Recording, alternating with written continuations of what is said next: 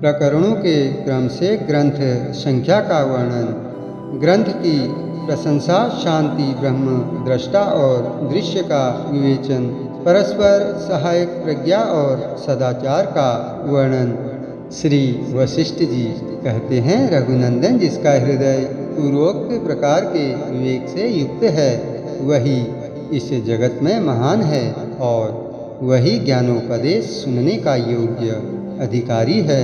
ठीक उसी तरह जैसे राजा नीति शास्त्र के श्रवण का उत्तम पात्र होता है, जैसे मेघ जाल से रहित शरतकाल का आकाश चंद्रमा के लिए योग्य होता है, उसी तरह जो मूर्खों के संग से रहित एवं महान आशय वाला है, वह निर्मल पुरुष विशुद्ध विचार का योग्य भाजन है।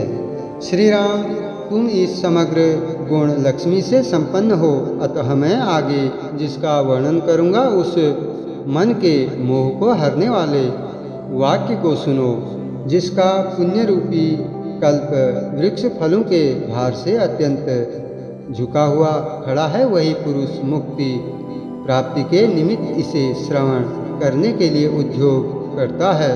अतः उपर्युक्त गुण संपन्न पुरुष ही कल्याण प्राप्ति के लिए पवित्र, उदार तथा पराये को ज्ञान प्रदान करने वाले वचनों के सुनने का अधिकारी होता है।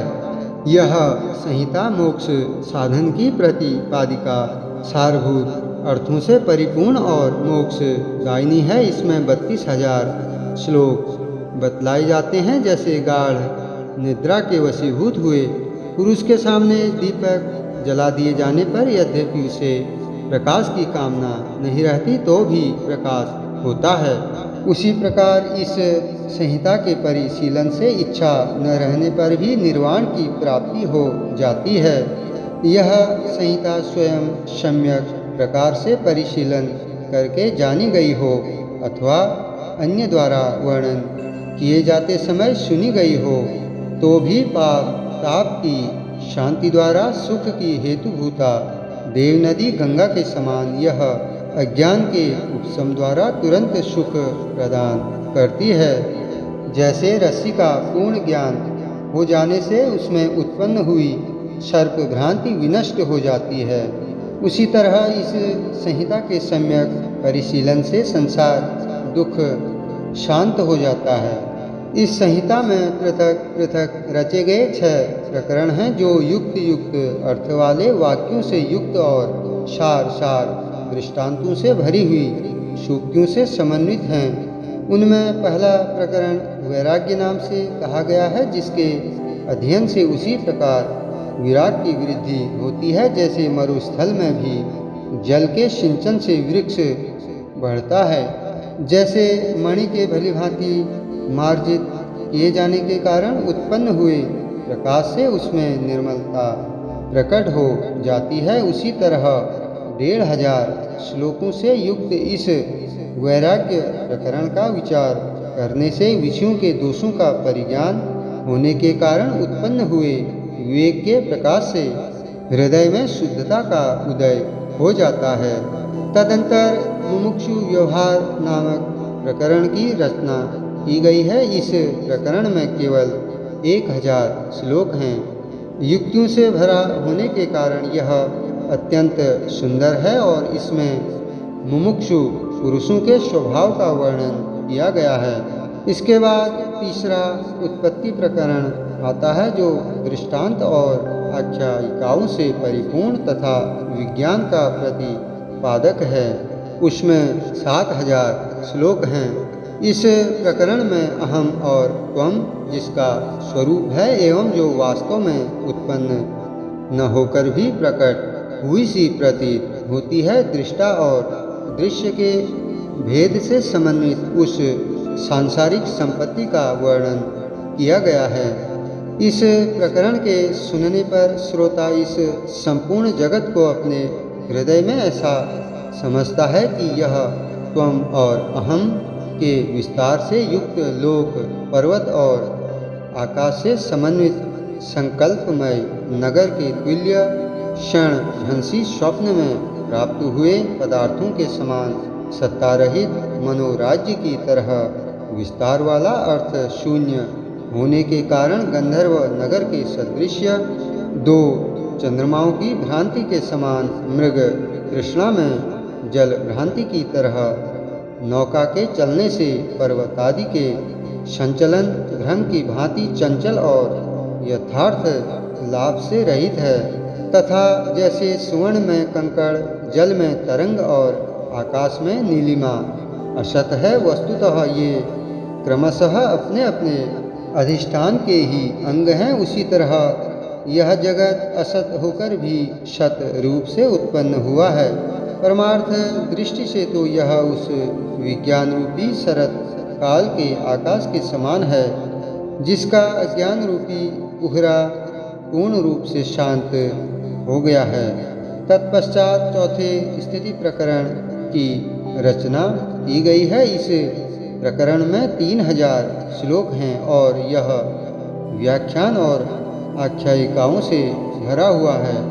ब्रह्म की दृष्टा और दृश्य भाव को स्वीकार करके इस प्रकार जगत रूप एवं अहम रूप से स्थिति को प्राप्त हुआ है, ऐसा इस प्रकरण में कहा गया है। इसी तरह यह जगत भ्रम जो 10 दिशाओं के मंडल की विशालता से देदीप्यमान है और चिरकाल से वृद्धि को प्राप्त होता आया है, यह विषय भी उस प्रकरण में समझाया गया है। तदुपरांत 5वां उपशांति प्रकरण कहा गया है। इसमें 5000 श्लोक हैं। यह परम पावन तथा विविध युक्तियों से युक्त होने के कारण अत्यंत सुंदर है। इस प्रकरण में यह जगत है, यह मैं हूँ, यह तुम हो और यह वह है, यूं उत्पन्न हुई भ्रांति जिस प्रकार पूर्ण रूप से शांत होती है, यह विषय बहुत से श्लोकों द्वारा बतलाया गया है। उपशम प्रकरण का श्रवण करने से यह संसार प्रायः शांत हो जाता है, क्योंकि जिसका भ्रांत स्वरूप सम्यक प्रकार से शांत हो गया है, ऐसी संस्कृति का शतांश मात्र अवशिष्ट रह जाता है। तदंतर निर्वाण नामक छठे प्रकरण का वर्णन किया गया है। उसमें शेष 14,500 श्लोक हैं। यह प्रकरण ज्ञान रूपी महान पुरुषार्थ का देने वाला है। उसे जान लेने पर सारी कल्पनाएं शांत हो जाती हैं और परमात्मा की प्राप्ति रूप परम कल्याण हस्तगत हो जाता है। अधिक क्या उक्त प्रकरण के ज्ञाता पुरुष के संपूर्ण सांसारिक भ्रम मिट जाते हैं। वह निर्विषय चैतन्य प्रकाश रूप विज्ञान स्वरूप आदि व्याधियों से रहित और आकाश मंडल के समान निर्विकार हो जाता है। उसकी सभी जगत यात्राएं शांत हो जाती हैं और वह कृत्य होने के कारण स्वस्थ हो जाता है। वह प्रकृति एवं प्रकृति के कार्यभूत संपूर्ण विषयों में कर्ता के अभिमान और ग्रहण त्याग की दृष्टि से रहित हो जाता है। इसलिए वह देहधारी होते हुए विदेह सा एवं संसारी होने पर भी असंसारी सा प्रतीत होता है। उसका अहंकार रूप पिशाच नष्ट हो जाता है और वह देहयुक्त होते हुए भी शरीर रहित सा रहता है। चैतन्य घन परमात्मा अपने अंदर कल्पित आकाश में प्रत्येक परमाणु में सहस्रों लोकों की रचना करके उन्हें धारण करता है और स्वयं उन्हें देखता है। श्री राम जैसे उपजाऊ खेत में उचित समय पर बोए गए उत्तम बीज से अवश्य ही श्रेष्ठ फल प्राप्त होता है, उसी तरह इस संहिता को हृदय में धारण कर लेने से परमार्थ विषयक ज्ञान सुलभ हो जाता है। जैसे प्रातः काल होने पर प्रकाश का होना अवश्यंभावी है, वैसे ही इस संहिता को चित्त में धारण कर लेने मात्र से निश्चय ही उत्तम विवेक की उपलब्धि होगी। विद्वानों के मुख से इसका श्रवण करके अथवा स्वयं ही इसे समझकर धीरे धीरे विचार करने से जब बुद्धि सुदृढ़ रूप से संस्कृत हो जाती है, तब पहले हृदय में सभा स्थान को विभूषित करने वाली ऊंची लता के समान संस्कार युक्त विशुद्ध वाणी का उदय होता है।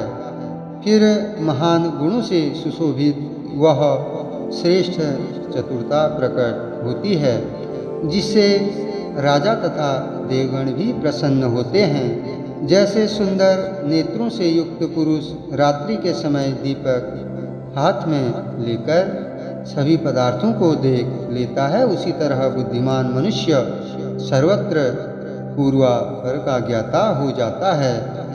इस ग्रंथ के अभ्यास से जिसका अज्ञानांधकार रूप आवरण हट गया है, अतएव जो पदार्थों के प्रविभाजन में समर्थ हो गई है, ऐसी प्रज्ञा कालिमा रहित रत्न दीपक की लौ के समान उत्कृष्ट प्रकाश वाली हो जाती है। प्रस्तुत ग्रंथ का ज्ञाता पुरुष चाहे भय हेतुओं के सम्मुख ही क्यों न खड़ा हो, फिर भी जैसे बाण बड़ी बड़ी चट्टानों को विदीर्ण नहीं कर सकते, उसी तरह भयंकर सांसारिक भय उसके हृदय को पीड़ा नहीं पहुंचा सकते। इस ग्रंथ के अध्ययन से जन्म में प्रारब्ध की और कर्म में पुरुषार्थ की कारणता कैसे होगी।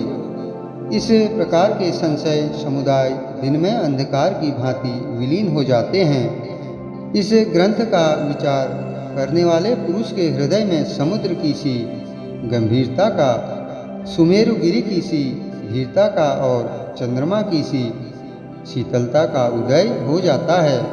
जब हृदयाकाश में सम के आलोक से विभूषित विवेक रूपी निर्मल सूर्य का उदय हो जाता है, तब निश्चय ही अनर्थ सूचक कामादि धूमकेतु अपना उदय नहीं ले पाते। धैर्य की पराकाष्ठा को प्राप्त हुई जो बुद्धि धर्मरूपी दीवाल में गाढ़ रूप से संलग्न हो गई है, उसे मानसिक चिंताएं विचलित नहीं कर सकती। जैसे वायु चित्रलिखित लता को नहीं कपा सकती, तत्वज्ञ पुरुष विषया शक्ति रूप गड्ढे में नहीं गिरता, क्योंकि जिसे उत्तम मार्ग का ज्ञान है वह भला गड्ढे की ओर क्यों दौड़ेगा। शत शास्त्रों के परिशीलन से जिनका चरित्र उत्तम हो गया है, उनकी बुद्धि यथा योग्य प्राप्त शास्त्रानुकूल कर्म में ही रमण करती है। ठीक उसी तरह जैसे पतिव्रता स्त्री अपने अंतःपुर के आंगन में ही प्रसन्न रहती है। जिस पुरुष का अंतःकरण मोक्ष साधन के अनुभव से शुद्ध हो गया है, उसे भोग समुदाय न तो कभी पीड़ित ही करते हैं और न आनंद ही देते हैं। वह अनिष्ट कार्यों के प्राप्त होने पर न तो द्वेष करता है और न इष्ट कार्यों के नष्ट हो जाने पर उनकी आकांक्षा ही करता है, बल्कि वह कार्य फलादि के स्वरूप का ज्ञाता होकर भी जड़ वृक्ष की भांति अनभिज्ञ का सा आचरण करता है। वह साधारण जन की तरह समयानुकूल प्राप्त हुए पदार्थों से ही निर्वाह करता हुआ देखा जाता है। यहाँ तक कि अथवा अनिष्ट फल के प्राप्त होने पर भी उसके हृदय में स्वल्प मात्र भी विकार नहीं होता। राघव, इस संपूर्ण शास्त्र को बंचवाकर और समझकर फिर इस पर विचार करो। यह कथन मात्र नहीं है, बल्कि देवों के वरदान और शाप की भांति इसका फल अवश्य प्राप्त होता है। यह सुंदर शास्त्र उत्तम ज्ञान से युक्त अलंकारों से विभूषित काव्य स्वरूप और सरस है। इसमें दृष्टांतों द्वारा विषय का प्रतिपादन किया गया है।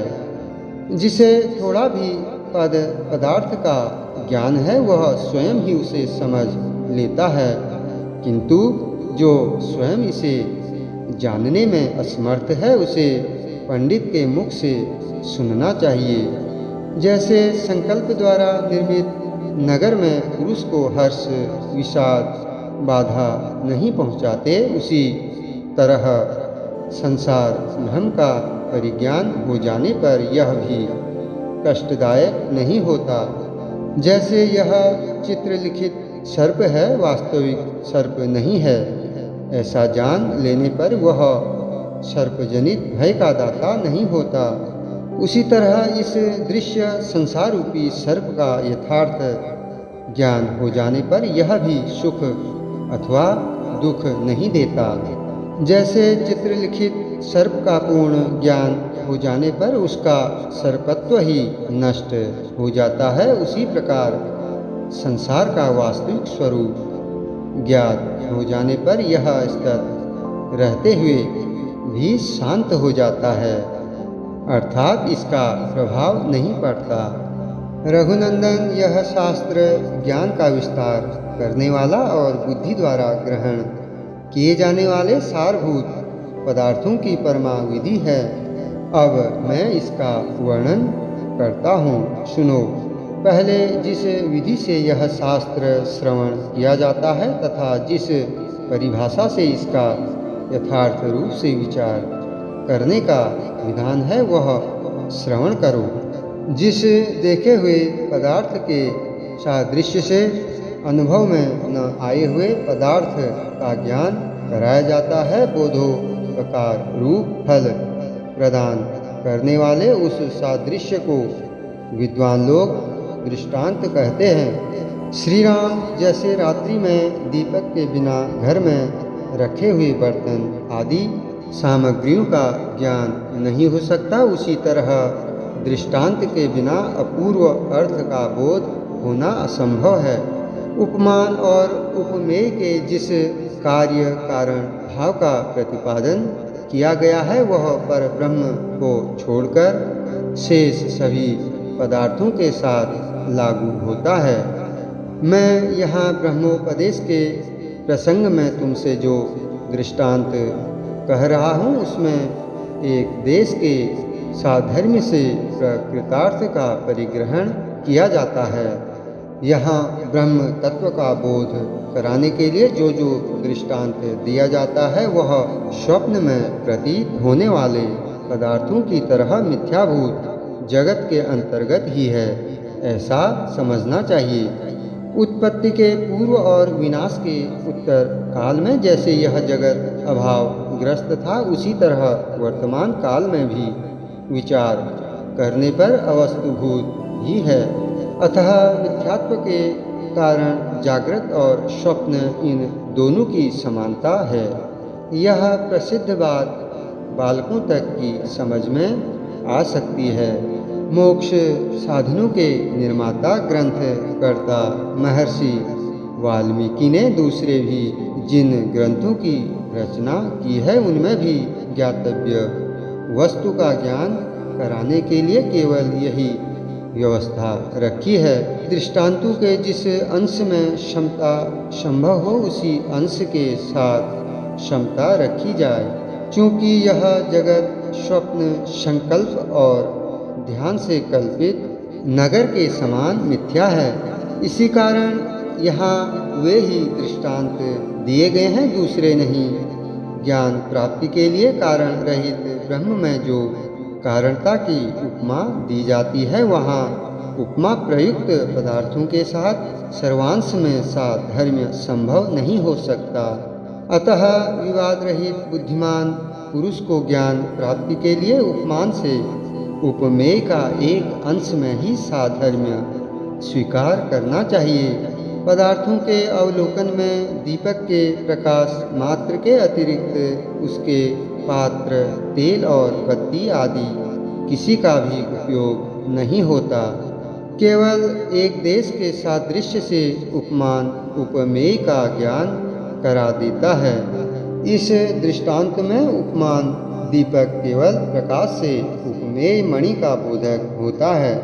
दृष्टांत के अंश मात्र से ये तत्व का ज्ञान हो जाने पर तत्वमसि आदि महावाक्यों के अर्थ का निश्चय उपादेय रूप से ग्रहण करना चाहिए। कुतार्किकता का आश्रय लेकर अनुभव विरुद्ध अपवित्र विकल्पों द्वारा प्रबुद्धता का नाश नहीं करना चाहिए। श्री राम दृष्टांत के द्वारा अद्वितीय आत्मज्ञान स्वरूप शास्त्रार्थ के ज्ञान से महावाक्यार्थ भूत ब्रह्म स्वरूप से सम्यक प्रकार से सिद्ध हुई शांति को ही निर्वाण कहा जाता है। राघव, तुम शांति को ही परम श्रेय जानो, अतः उसकी प्राप्ति के लिए प्रयत्नशील हो जाओ, क्योंकि शांति और शास्त्र ज्ञान से विभूषित विचार परायण पुरुष को दृष्टांत एवं शास्त्रोपदेश सौजन्य उत्तम बुद्धि और शास्त्रज्ञ पुरुषों के समागम द्वारा यत्न का आश्रय लेकर उत्तम परम पद को प्राप्त करना चाहिए। विद्वान पुरुष को तब तक विचार करते रहना चाहिए जब तक पुनः नष्ट न होने वाली तुर्यपद नामक शांतिमयी आत्मविश्रांति प्राप्त न हो जाए। जो पुरुष तुर्यपद नामक शांति से युक्त होकर भव सागर से पार हो गया है, वह गृहस्थ हो या सन्यासी, उसका जीने या न जीने से अथवा कर्म करने या न करने से कोई प्रयोजन नहीं रह जाता। जैसे संपूर्ण जलों का अधिष्ठान समुद्र है, उसी तरह सारे प्रमाणों की सत्ता का प्रमाण एकमात्र प्रत्यक्ष ही है। अतः अब तुम उसके विषय में श्रवण करो। श्रेष्ठ पुरुष सारी इंद्रियों के सारभूत ज्ञान को प्रत्यक्ष कहते हैं। जिस इंद्रिय के प्रति जो ज्ञान सिद्ध होता है वही प्रत्यक्ष कहा जाता है। अनुभूति, वेदन और प्रतिपत्ति के नामानुसार इस शास्त्र में उसी का प्रत्यक्ष नाम रखा गया है। वही हम लोगों का जीव है, वही संविद है, वही अहंता की प्रतीति का विषयभूत साक्षी पुरुष है। वह जब संविद के सहयोग से उदित होता है तब उसे पदार्थ कहा जाता है। जैसे जल तरंग आदि के रूप में दृष्टिगोचर होता है, उसी प्रकार वह परमात्मा संकल्प, विकल्प आदि नाना प्रकार के भ्रमों के कारण जगत रूप से प्रकाशित होता है। सृष्टि के पूर्व जो कारण रहित था, वही सृष्टि के आरंभ में सृष्टि लीलावश स्वयं ही अपने में स्फुरित होकर प्रत्यक्ष कारण हुआ। जीव का ज्ञान जनित कारण यद्यपि असत है, तथापि वह सत सा प्रतीत होता है। वही इस प्रकृति में जगत रूप से व्यक्त हुआ है। विचार तो स्वयं ही स्वकर्मानुसार प्राप्त हुए अपने शरीर का नाश करके शीघ्र ही महान परम पद को प्रकट कर देता है। विचारवान पुरुष जब परमात्मा को प्राप्त कर लेता है तब उसका विचार भी उसी में विलीन हो जाता है। उस समय वर्णनातीत केवल परमात्मा ही अवशिष्ट रह जाता है। इस प्रकार प्रपंच का अभाव हो जाने के कारण अपने बुद्धि, इंद्रिय और कर्मों द्वारा मन के इच्छा रहित अतएव शांत हो जाने पर उसका न तो कर्म करने से कोई प्रयोजन रहता है और न करने से ही फिर तो जैसे संचालक के द्वारा बिना चलाया हुआ यंत्र काम नहीं देता, उसी तरह इच्छा रहित मन के शांत हो जाने पर कर्मेंद्रियां कर्म आदि में प्रवृत्त ही नहीं होती। बाह्य इंद्रियों द्वारा विषय ग्रहण एवं मन द्वारा विषयानुसंधान रूप पदार्थों से समाकुल यह जगत विचार के अंतर्गत विद्यमान है। ठीक उसी तरह जैसे स्पंदन वायु के भीतर ही होता है, शुद्ध सर्वात्म विषयक विचार जिस प्रकार कर्मानुसार भोग के लिए प्रकट होता है, तदनुरूप ही वह दिशा, काल तथा बाह्य एवं आंतर पदार्थों के रूप में विस्तृत रूप से शोभित होता है। वह विचार शरीर आदि में दृश्यता भास को देखकर यही मेरा स्वरूप है यूं मोहवश धारणा करके स्थित है। उसको अपना रूप जहाँ जैसे और जिस प्रकार का प्रतीत होता है वह वैसा ही हो जाता है। वह सर्वात्मा जहाँ जिस प्रकार आविर्भूत होता है वहाँ वैसे ही तत्काल स्थिर हो जाता है और उसे अपना ही स्वरूप मानकर सुशोभित होता है। सर्वात्मकता के कारण दृष्टा में दृश्यत्व का आरोप होता है। वह दृश्यत्व दृष्टा की उपस्थिति में ही संभव है, अन्यथा दृश्यता भी वास्तविक नहीं है। अतः प्रत्यक्ष ही कारण रहित अद्वितीय ब्रह्म रूप से सिद्ध हुआ स्थित है। वही सभी प्रमाणों का निर्माता है, क्योंकि अनुमान आदि प्रमाण प्रत्यक्ष पूर्वक होने के कारण उसी के अंश हैं। साधु स्वभाव राम अपने कर्म मात्र को दैव प्रारब्ध मानकर उसकी उपासना करने वाला इंद्रियजयी पुरुष उस दैव शब्दार्थ अर्थात प्रारब्ध को दूर हटाकर अपने पुरुषार्थ द्वारा उस परम पद को अपने भीतर ही प्राप्त करता है। रघुनंदन पहले संत समागम रूपी युक्ति के द्वारा बलपूर्वक अपनी बुद्धि को बढ़ाना उचित है। तत्पश्चात महापुरुषों के लक्षणों के अनुकरण से अपने में महापुरुषता लानी चाहिए। इस जगत में जो जो पुरुष जिस जिस गुण से विशेष रूप से संपन्न है वह उसी गुण के द्वारा विशिष्ट समझा जाता है।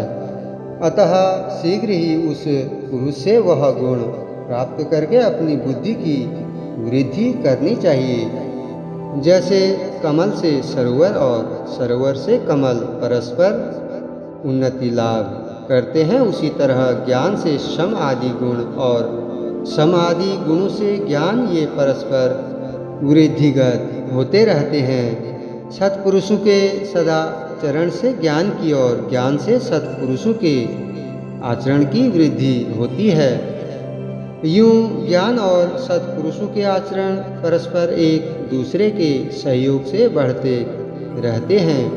तात जब तक इस संसार में ज्ञान और सदाचार का समान रूप से अभ्यास नहीं किया जाता तब तक पुरुष को इन दोनों में से एक भी सिद्धि नहीं होती। रघुनंदन, जिस प्रकार मैंने सदाचार के क्रम का वर्णन किया है उसी तरह अब आगे ज्ञान क्रम का भलीभांति उपदेश करूँगा। यह सतशास्त्र कीर्तिकारक आयु वर्धक और परम पुरुषार्थ रूप फल प्रदान करने वाला है। अतः बुद्धिमान पुरुष को इस शास्त्र के ज्ञान से संपन्न आप्त पुरुष से इसका श्रवण करना चाहिए।